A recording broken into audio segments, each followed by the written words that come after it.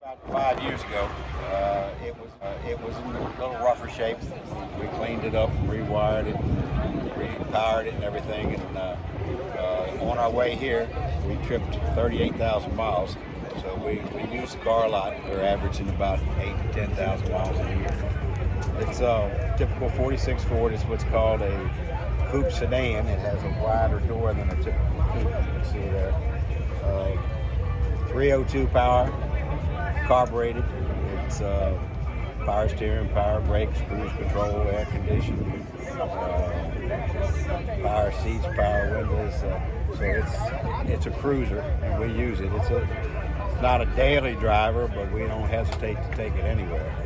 We're pretty much on the go with it. Like I said, we've taken it to a trip to Virginia. We've taken it to the mountains of Georgia, to Virginia, Panhandle of Florida. We go to the Florida Keys every winter. Panhandle of Florida. It's been a good car for us.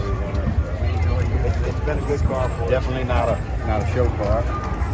Definitely not a show car. You can see the chips and everything. It gets used. So you can see the chips and everything. It gets used. It's a little safer to drive than the motorcycle. So we got rid of the motorcycle. A little safer to drive than the motorcycle. So we got rid of my wife and I. We just traveled. We joined a couple of clubs. We're here with a group from a couple of clubs.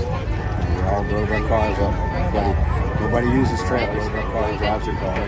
Nobody uses trailers. It's just been a fun vehicle, and we met a lot of nice people. It's just been a fun vehicle. Around a lot of nice places. This will tell you everything about the car. This will tell you everything about the car. And I've done all the work myself. I built it. I didn't buy it. Yeah. I built it. I didn't buy it. Yeah. That's the short and fast of it.